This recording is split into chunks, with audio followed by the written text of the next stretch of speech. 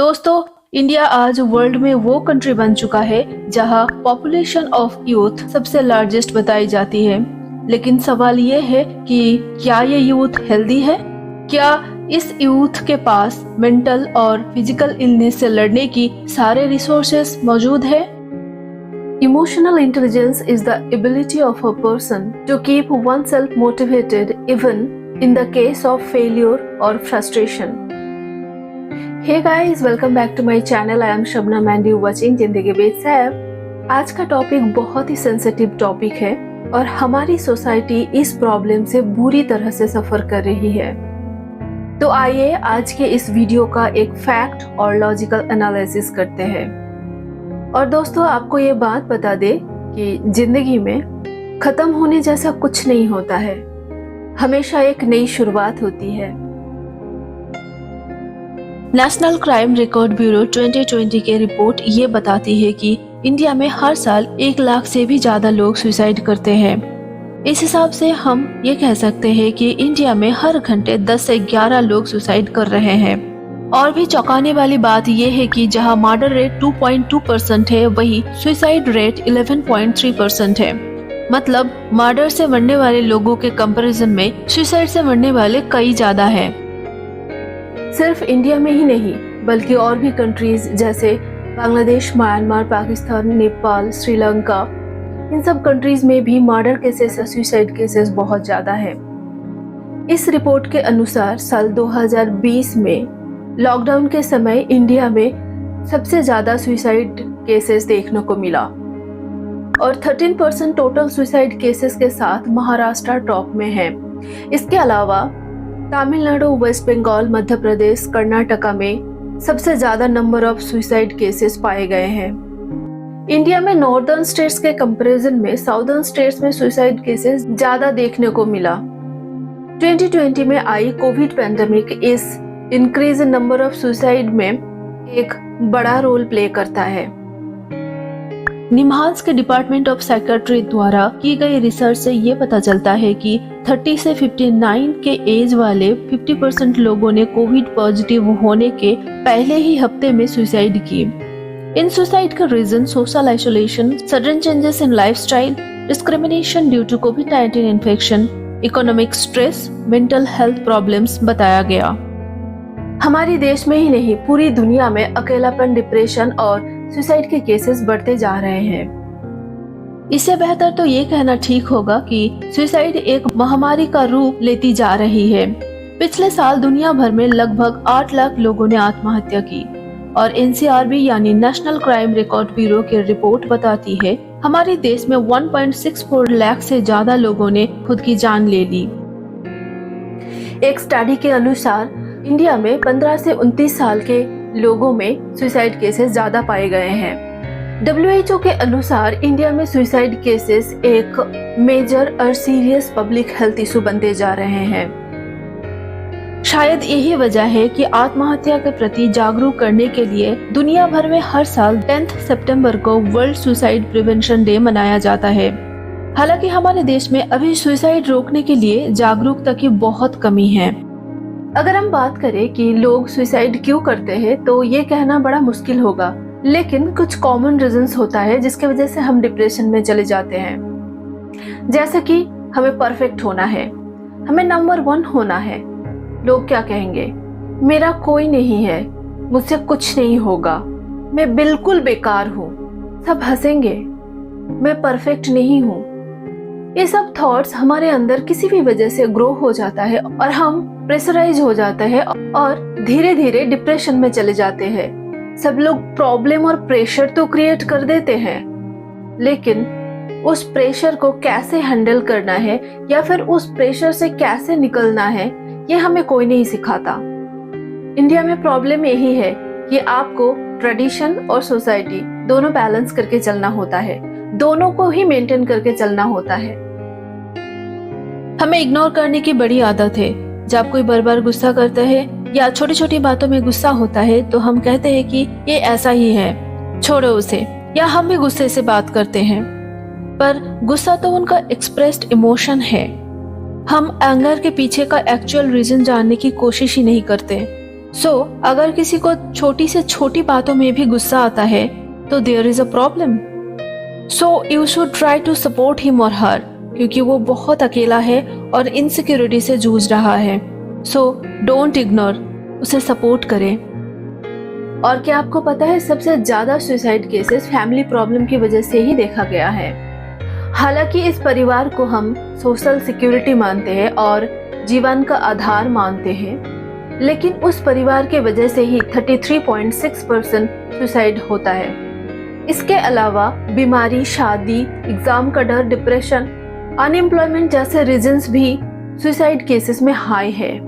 WHO के live life strategy ये कहती है कि पॉलिसी के माध्यम से उन चीजों को भी कंट्रोल करा जाए जिसके मदद से लोग सुसाइड करते हैं। सुसाइड प्रिवेंशन में मीडिया भी एक ऐसा प्लेटफॉर्म है जो इम्पोर्टेंट रोल प्ले करता है।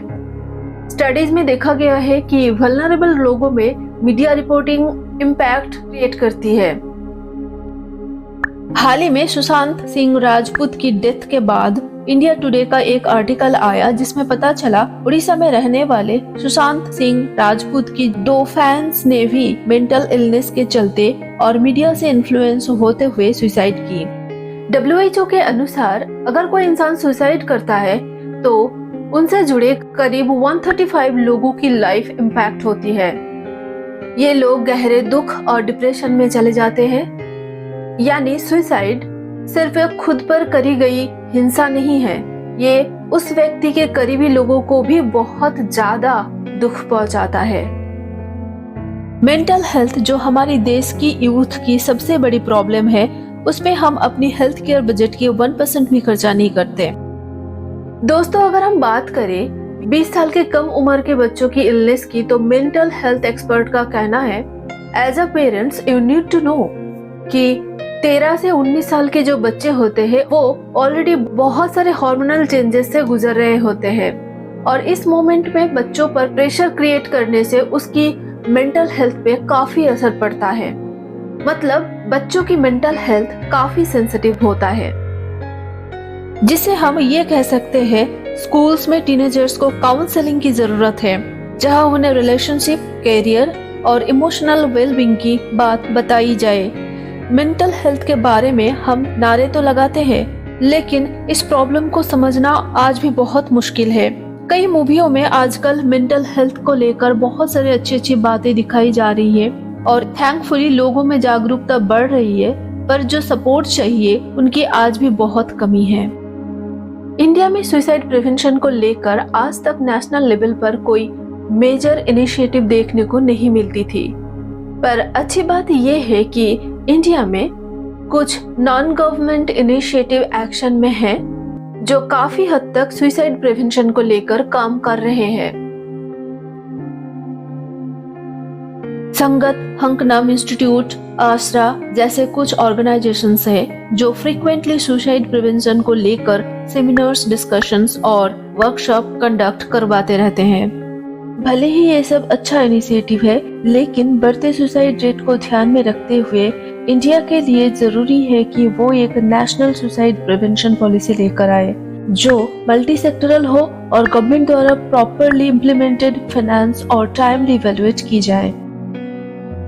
अगर किसी भी वजह से आपके मन में सुसाइड को लेकर ख्याल आ रहा है तो थिंक अगेन। मैंने पहले ही कहा है कि जिंदगी में खत्म होने जैसा कुछ नहीं होता है, हमेशा एक नई शुरुआत होती है। तो उस पर्टिकुलर मोमेंट पर अब थोड़ा सा स्टेबल रहिए। आपकी जिंदगी में कुछ ऐसे लोग तो जरूर होंगे जो आपसे बहुत ज्यादा प्यार करते हैं और आपके जीने मरने से उन्हें बहुत ज्यादा फर्क पड़ता है, तो उनके बारे में सोचिए। आपने 3 इडियट्स मूवी तो देखी ही होंगी। उस मूवी में बहुत अच्छी बात कही है कि आप जिसे प्यार करते हो ना, उसकी एक फोटो अपने पास रखिए। जब भी आपके मन में इस तरह के उल्टे सीधे ख्याल आए, आपको सुसाइड करने का मन करे, तो उस फोटो को एक बार देखो और उस इंसान के बारे में सोचो। कभी कभी क्या होता है कि हमारे अंदर कुछ इंस्टेंट थॉट आ जाता है, कुछ नेगेटिव हुआ तो सुसाइड अटेम्प्ट कर लिया। तो उस मोमेंट पर वो जो 1-2 मिनट का टाइम होता है ना, उस मोमेंट पर माइंड को थोड़ा सा डिस्ट्रैक्ट कर दो। यानी कुछ और सोचो, जो अच्छा है आपकी लाइफ में उनके बारे में सोचो। देखना झट से आपको आपकी गलती का एहसास हो जाएगा। आपकी प्रॉब्लम्स आपको खुद ही सॉल्व करनी पड़ेगी, कोई और नहीं आता उसे सॉल्व करने।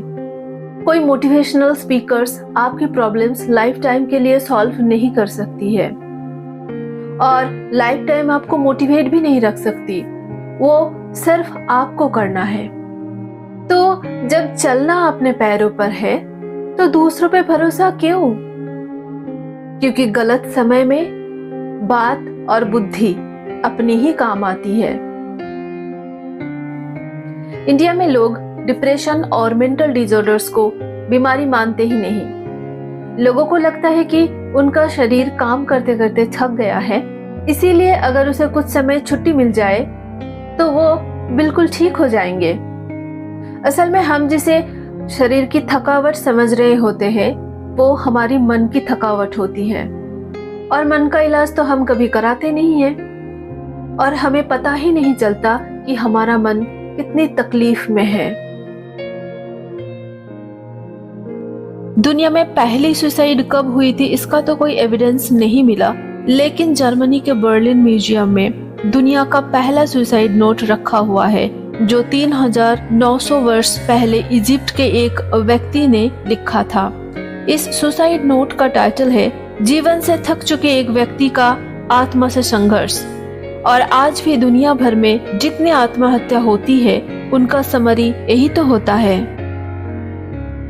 इंडिया आज वर्ल्ड में सबसे ज्यादा यूथ वाली कंट्री है, लेकिन इस टाइटल के साथ साथ गवर्नमेंट ऑफ इंडिया को ये समझना होगा कि यूथ पॉपुलेशन की मेंटल हेल्थ पर ज्यादा फोकस करने की जरूरत है।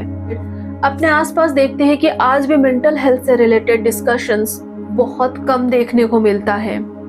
अगर कोई काउंसलिंग या फिर थेरेपी के लिए जाता है तो उसे मेंटली वीक कंसिडर किया जाता है। हमें इंडिविजुअल लेवल पर इन चीजों को डिस्टिग्मेटाइज करने की जरूरत है। अगर आप स्ट्रेस, एंजाइटी या फिर डिप्रेशन जैसे मेंटल इलनेस से सफर कर रहे हैं तो प्लीज अपने क्लोज वंस, फ्रेंड्स या फिर फैमिली से इस बारे में खुलकर बात करें। और अगर जरूरत पड़ती है तो मेंटल हेल्थ प्रोफेशनल्स को जरूर अप्रोच करें। स्टूडेंट फेज या लाइफ की किसी भी फेज में मेंटल इलनेस होना काफी कॉमन है, लेकिन इसको इग्नोर करना लॉन्ग टर्म में किसी के लिए भी हार्मफुल हो सकता है। होप आपको ये वीडियो पसंद आया होगा। इस वीडियो को ज्यादा से ज्यादा लोगों के साथ शेयर करें ताकि आपके पेरेंट्स, आपके दोस्त, हर कोई इस प्रॉब्लम की गहराई को समझे और हम सिस्टम को बदल पाए। तो मिलते हैं नेक्स्ट वीडियो में और एक नई टॉपिक के साथ। अपना ध्यान रखिए, खुश रहिए, love yourself end of course stay blessed, stay tuned.